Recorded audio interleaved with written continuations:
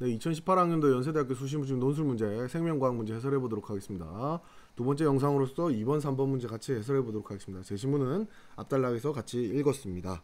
예, 2번 문제, 3번 문제 붙여놔서 넘어가서 보도록 하겠습니다. 2번 문제부터 먼저 보실게요.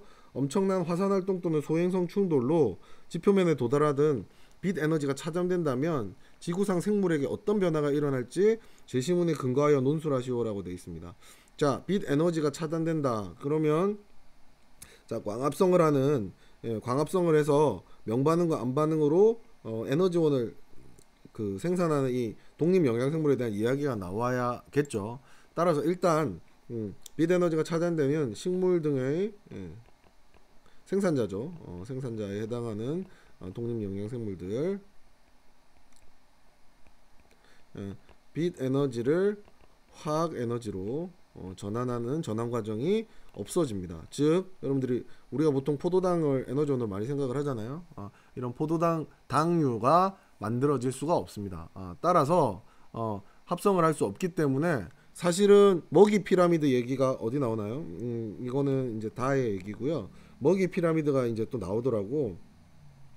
어디에 나오냐면 먹이 사슬에 따라 에너지가 이동하게 된다. 뭐 이런 얘기가 나에 나오는데 이제 나의 이야기가 나와야 되겠죠. 나에 따라서 이제 생산자를 먹고자 하는 뭐 1차 소비자, 2차 소비자, 3차 소비자 이렇게 에너지가 이렇게 전달되게 되고 사실 최초의 에너지 공급원은 태양이 되겠죠. 항상 태양 에너지를 받아서 식물이 생산한 걸 초식동물이 먹고 그다음에 플랑크톤이나 이런 것들이 이용하고 이 만들어 놓으면 이제 초식동물이나 다른 생태계도 마찬가지죠. 이런 식으로 생산자가 만들어 놓으면 1차 소비자가 먹고 그걸 또 2차 소비자가 3차 소비자 이렇게 전달되는 구조의 에너지 흐름을 갖고 있는데 제일 이제 생산자에 해당하는 녀석이 에너지를 저장을 못하니까 에너지가 사실 없는 거죠. 그래서 먹이 피라미드 최상위까지 모두 다 멸종하게 되는 그런 문제가 생길 수가 있겠죠. 그래서 먹이를 찾지 못하기 때문에 물질 대사가 일어날 수가 없습니다. 그래서 ATP를 생산할 수가 없고 유기물을 합성하지 못하니까 에너지 전달이 없고 그러면 ATP를 만들 수가 없으니까 에너지원이 없고 따라서 생존이 불가능하게 되겠죠. 그래서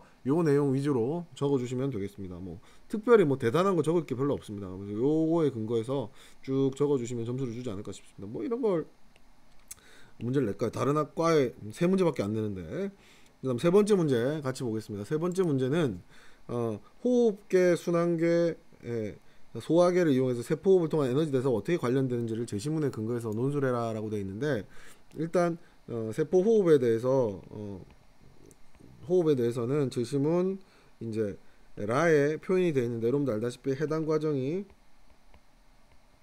돌아다니고 있고요. 그다음에 TCA 사이클, TCA 회로 그 다음에 전자전달기 얘기가 나옵니다.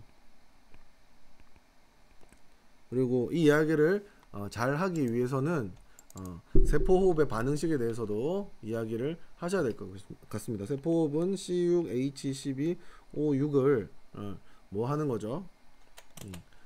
뭘 이용해서 산소를 이용해서 이제 반응이 일어나게 되는데 뭐 이렇게 하시면 얘를 이용해서 뭘 만들죠? 6개 CO2와 그 다음에 12H2O 만들고 여러분들 뭐 흔히 얘기하는 38ATP를 만들죠. 뭐 이렇게 얘기 안 하더라도 자 이렇게 되는데 따라서 이 과정을 이 식을 적어놓고 설명하는 게 참 좋을 것 같아요. 그래서 이렇게 적어놓고 우리의 순환계나 이런 것들이 어떻게 영향을 미치는지에 대해서 일단 첫 번째로 적어야 될 것 같은데 일단 해당 과정은 어디서 출발하냐면 포도당에서 출발해서 포도당을 우리가 기질 수준 인산화라고 해서 세포 안에 있는 효소들에 의해서 이제 분해를 해서 피루부산 2개로 만듭니다. 자, 이 과정이 일어나려면 포도당이 있어야 되겠죠. 그럼 포도당은 어떻게 해서 세포까지 전달되느냐? 자, 섭취를 하겠죠. 우리가 식사를 하겠죠. 섭취를 하게 되면 소화계에서 이당류, 단당류 이렇게 쪼갠 다음에 흡수가 될 겁니다. 소장을 통해서 흡수가 돼서 이제 어떻게 됩니까? 소화계에서 흡수가 되면 이제 순환계로 들어가겠죠. 순환계로 들어가서 혈관에 녹아서 당들이 이동을 하게 됩니다. 이동을 하게 돼서 어디로 들어갑니까? 세포 안으로 다시